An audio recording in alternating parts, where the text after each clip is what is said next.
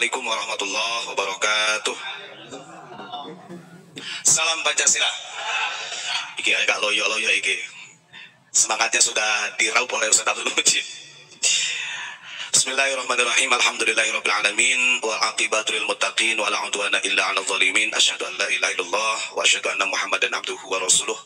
Allahumma shalli ala sayyidina Muhammad wa ala alihi wa ashabihi wa tabi'in, amma ba'd. Hadratul kiram, para alim, para ulama, sesepuh, bini sepuh, wabil khusus, murabi rohina, Abu Iyam Gufran Al-Bantani, dan juga Ra'isul Ma'had, Ustaz Saifullah, seluruh jamaah yang hadir, yang setia menyimak kita Gedabrus, yang selalu mendengarkan cuap-cuapnya santri-santri unik. Walaupun kita ini adalah rakyat di bawah, kita tidak punya jabatan apa-apa, tidak punya kepentingan apa-apa, hanya menyampaikan sesuatu yang hak. Yang mudah-mudahan ini diterima oleh orang banyak, walaupun sebenarnya upayanya memang panjang. Perjalanan ini sangat panjang untuk mengembalikan pola pikir, mindsetnya seseorang. Jadi tidak semudah membalikan tangan memang. Ini tantangannya besar. Berkaitan dengan apa yang ditanya tadi mengenai tentang kitab Sulam Taufik ya. Ini sebelum bahas yang lain-lainnya kita mengalir aja lah. Kitab Sulam Taufik ini kenapa di kalangan pesantren juga dikaji, dan memang terindikasi, ya kalau dikatakan radikal ini kurang pas ya. Artinya memang keras di Sulam Taufik itu. Kenapa? Karena Sulam Taufik ini adalah karya daripada Habib Abdullah bin Husain bin Tohir bin Muhammad bin Hasim Ba'alawi. Artinya kita tidak menutup mata, tetap dari kalangan mereka juga ada yang soleh, ada yang alim. Ya, makanya Pak Mujib. Tapi kalau oknum-oknum yang memang tidak sadar, ya betul.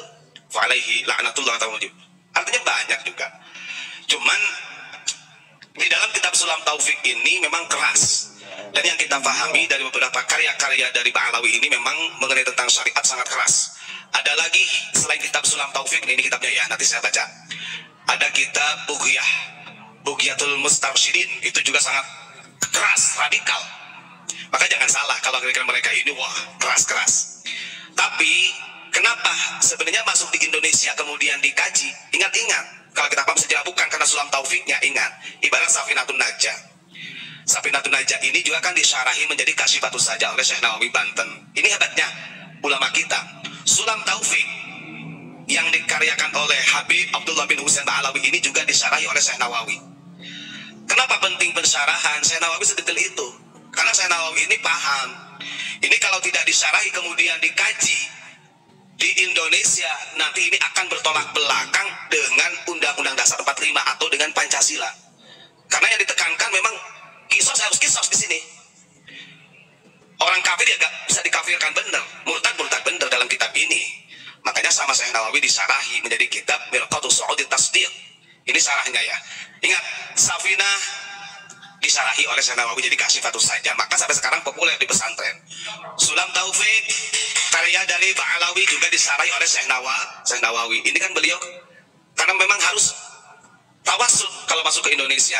Oke, salah satu di antaranya di mukadimahnya saja nih, kalau orang mengerti tentang syarah. Ini saya bacakan. Kebijakan Syekh Nawawi itu begini. Jadi kalau di dalam mukadimahnya kan begini, kalau ada di dalam mukadimahnya awal Sulam Taufik. Jadi wa annahu sallallahu alaihi wasallam khatimun nabiyyin wa sayyidu waladi Adam ajma'in.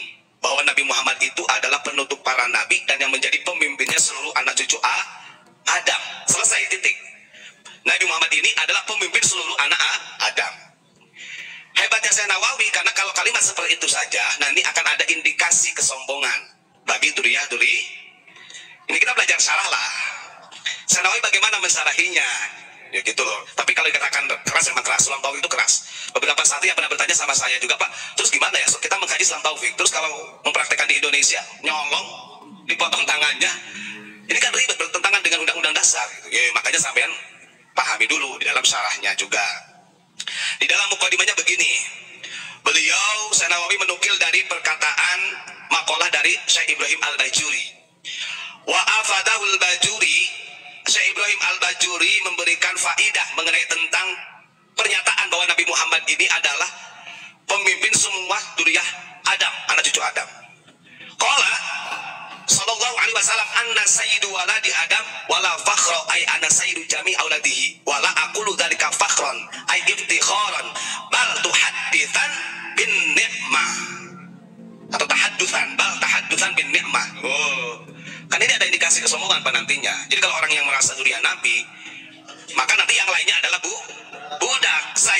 Sayyid. Wong Nabi Muhammad juga Sayyid waladi Adam. Itu dikasih. Maka Imam Bajuri menjelaskan di nukil Syekh Nawawi dalam syarahnya, yang dimaksud dengan perkataan bahwa Nabi Muhammad itu waladi Adam, ingat, memang betul Nabi Muhammad itu Sayyid waladi Adam, tapi wala fakhra. Ini bukan untuk banggakan. Ai ana sayyidu jami auladihi wala aqulu dzalika fakhran. Dan ingat, Kanjeng Nabi menyampaikan dalam hadis ana sayyidu waladi Adam, itu bukan untuk kesombongan, bukan untuk membanggakan yang kemudian menghinakan yang lainnya. Begitu. Kok lama-lama makin naik-naikin suaranya? Ai ibtikharan, awas ibtikhar. Mana mutawa'ah? Bukan menjadi suatu kebanggaan. Itu pernyataan Nabi Muhammad, ai ibtikharan. Makanya kemarin ada yang ngomong, bedanya apa sih Fakhrun? Fakhrun kok kenapa Ustaz mengatakan Fakhrun ini kok mananya membanggakan?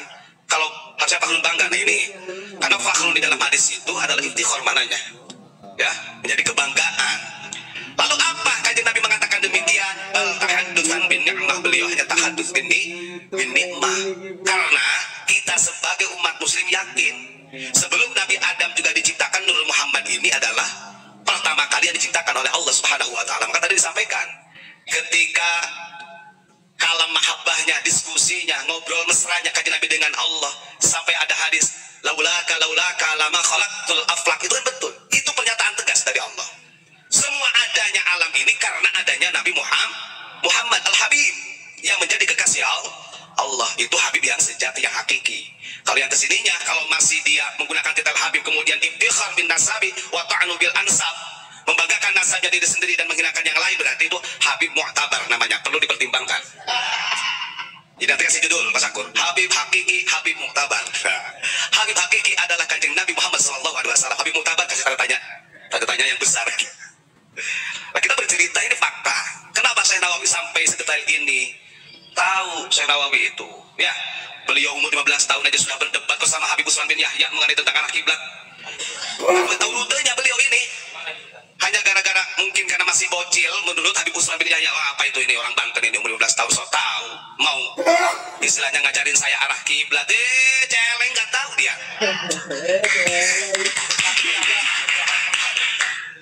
Itu kan gaya Habib Rizik, celeng gitu. Saya cuma menirukan sebenarnya.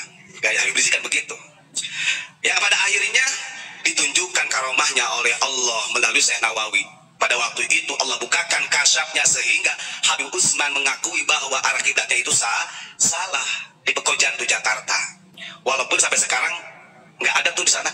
Tulisannya adalah atau jihadul kiblat min ahlil jawi, Syekh Nawawi nggak ada. Tetap mestinya nama beliau, nama Habib Usman tersebut ya. Itu ya. Wal makna wala fakhra a'zamu min dzalika. Ingat, maknanya itu artinya tidak ada yang patut dibanggakan apapun itu ya. Wa idza kana sallallahu alaihi wasallam sayyidu auladi Adam. Kemarin ada yang komentar, Ustaz, itu kok dibaca dijanjikan. Kenapa min adami harus adama?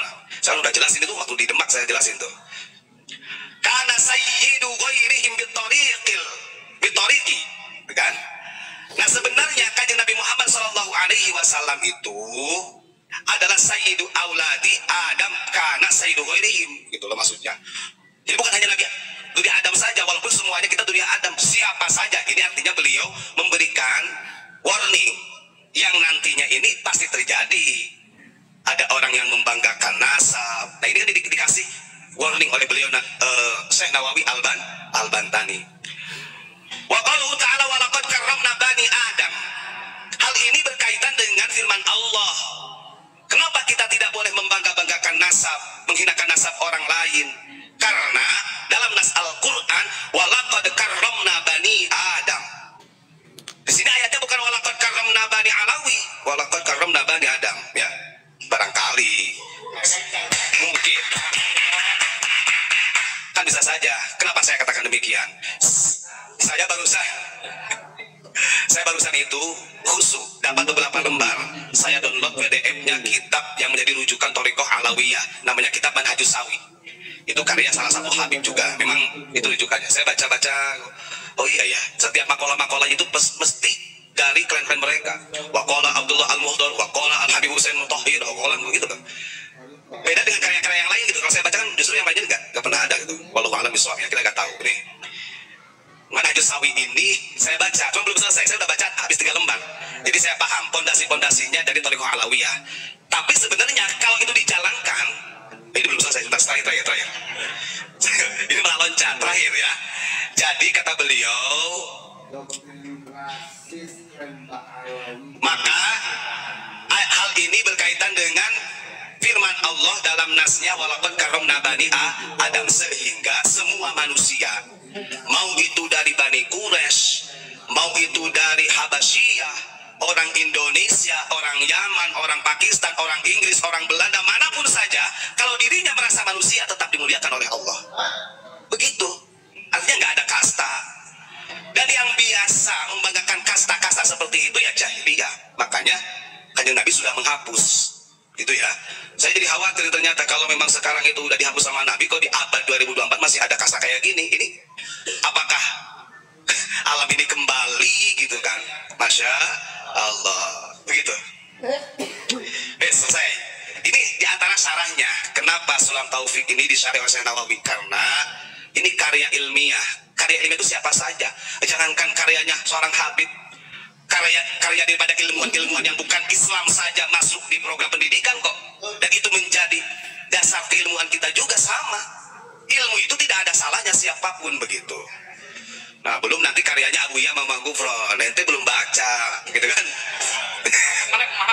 Saya ngomongnya jadi kayak gini. Masya Allah. Kembali, sekarang kita bahas mengenai tentang Thariqah Alawiyah. Menyambung yang kemarin. Saya secara pribadi mungkin kalau umat Islam dari Ahlul Thariqah Al-Mu'tabarah juga mengetahui apa yang disampaikan oleh Habib Lutfi, tentunya ini akan terusik. Kenapa? Beliau mengatakan begini, satu, muaranya semua Thariqah itu tidak terlepas daripada Thariqah Alawiyah. Semua Thariqah.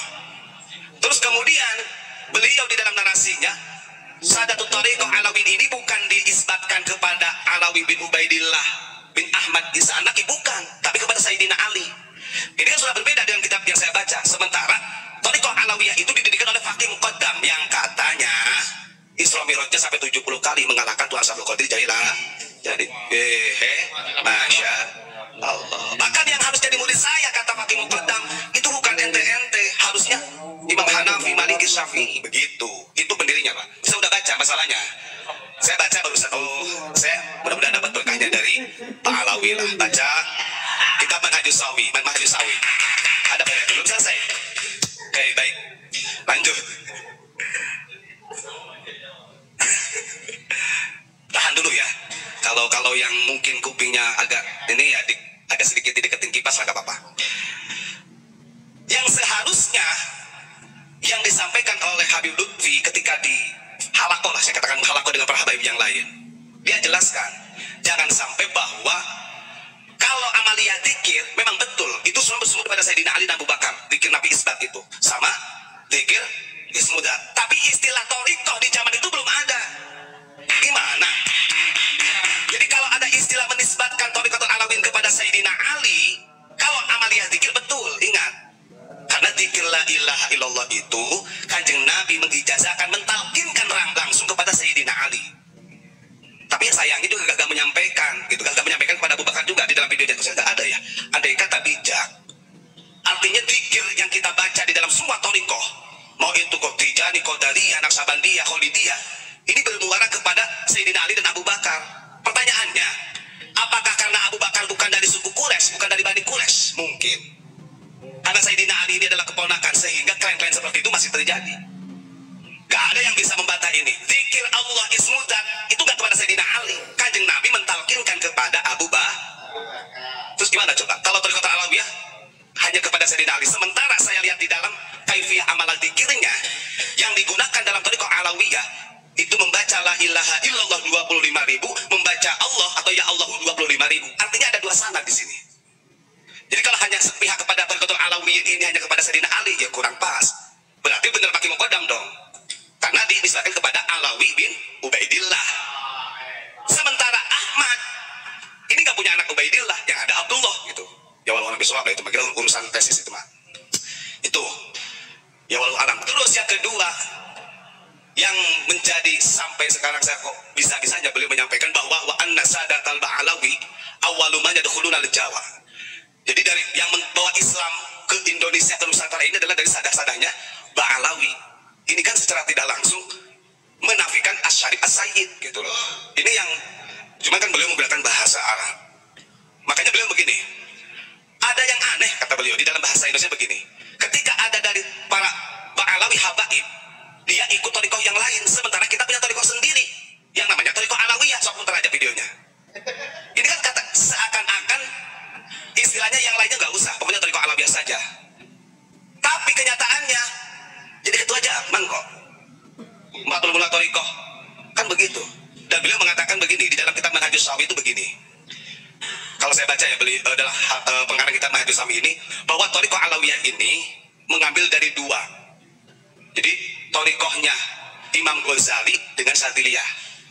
Ini ada penjelasannya Pak, nanti saya udah masih panjang. Oh, jadi dua. Cuman ini kan kadang-kadang ada yang kurang, memang mungkin wallahu alam karena gengsinya atau gak tahu ya.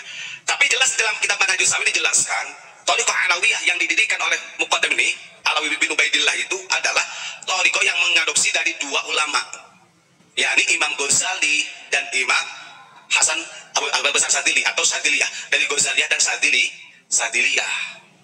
Terus ada 5 pondasi ketika mau berbaiat di dalam thariqah Alawiyah. Ini saya baca tadi.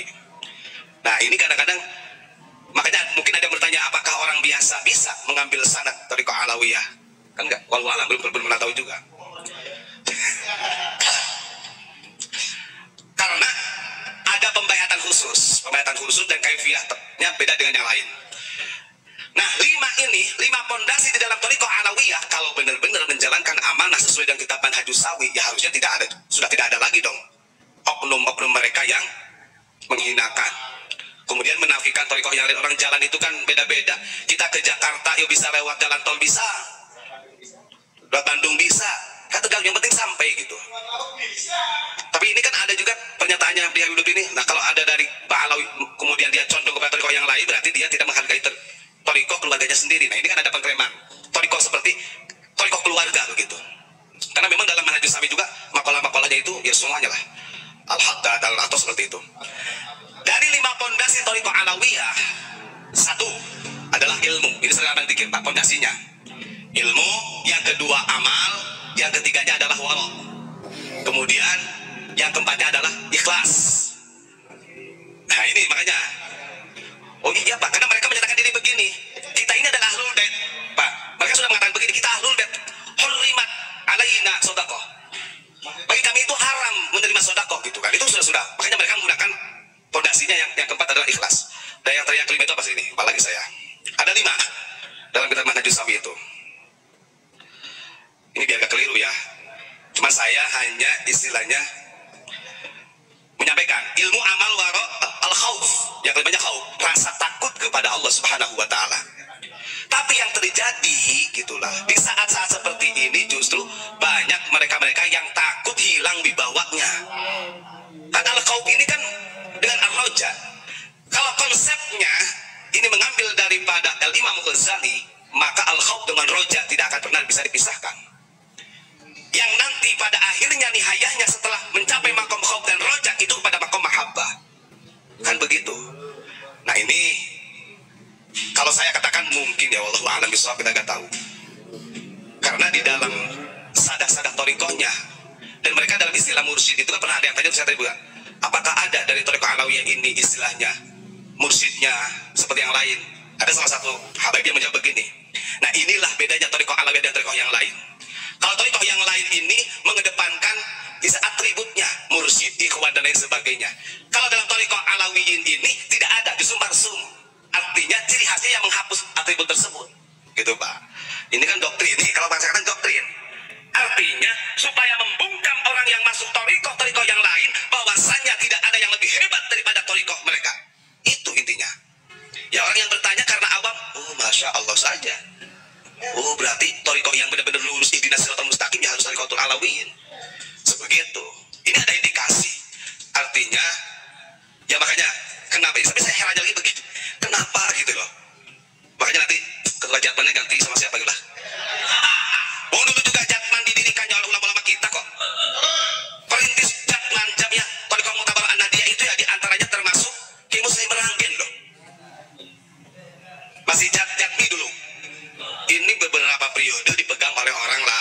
orang lain yang secara dirinya pribadinya lebih condong kepada torikoh Alawinya, torikoh Alawinya. Makanya pantas Pak, ngapunten kalau sekarang di Indonesia mulai berpikir tadi itu, oh iya ya, kenapa kayak torikoh yang ada di Suryalaya, di Kedingding ini agak sedikit jamaahnya ya ngapunten, kadang-kadang ada yang berselisih masalah kemursidan, kemudian ini justru menjadi kebingungan umat gitu kan.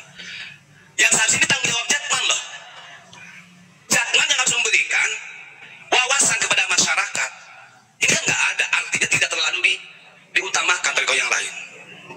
Padahal dulu kita paham ketika mau masuknya torikoh Tijani ke Indonesia, ngapunten, ada beberapa dari klan Ba'alawi juga yang menolak, yang karena bahwa torikoh Tijani itu secara sanad terputus kepada Kanjeng Nabi karena sahabat Tijani ini. Tapi kan dulu walaupun belum terbentuk Jatman sehebat sekarang, ulama-ulama kita bijak Pak. Kayak Hasyim Asy'ari memanggil beberapa ulama sepuh, dikumpulkan di Tugu Ireng, termasuk Ki Abbas Buntet. Makanya kalau Tijani pasti melalui Ki Abbas, karena Ki Abbas Buntet ini yang menyebarkan di wilayah Jawa Barat, Tijani, yang ada amaliyah dzikir Allahumma sholli ala sayyidina Muhammadin. Salah satu gurunya Abah Bahdori, Al-Fatihi lima ughliqa wal khatimi lima sabaqa nasiril haqqi bil haqqi wal hadi ila siratikal mustaqim. Nah, itu akhirnya karena ada beberapa ulama dan golongan mereka yang membantah keabsahan torikoh Tijani, bijak ulama dulu cepat Pak. Kalau ulama dulu itu dikumpulkan oleh Hasyim Asy'ari dan diadakan istihad pada waktu itu, yang pada akhirnya dengan wasilahnya Hasyim Asy'ari torikoh Tijani dimasukkan kepada Mutabaroh. Itu ini kan kita torikoh Alawiyah kan nggak tahu kapan masuknya, wallahu a'lam. Nah inilah begini intinya, kita tetap hormat kepada mereka. Tapi kalau ada doktrin kemudian dawir-dawir yang justru menyimpang dengan fakta, ini yang kita luruskan seperti tadi. Padahal kita udah jelas. Nah, yang hebatnya lagi, mereka mengatakan orang yang pertama masuk menyebarkan Islam adalah dari klan mereka, gitu kan. Nah ini kemana Wali Songo, gitu kan. Walaupun dia menyebutkan seperti Wali Songo, artinya semuanya mau dialawi kan. Walau a'lam bishawab lah. Nah begitu saja yang ingin saya sampaikan. Terima kasih.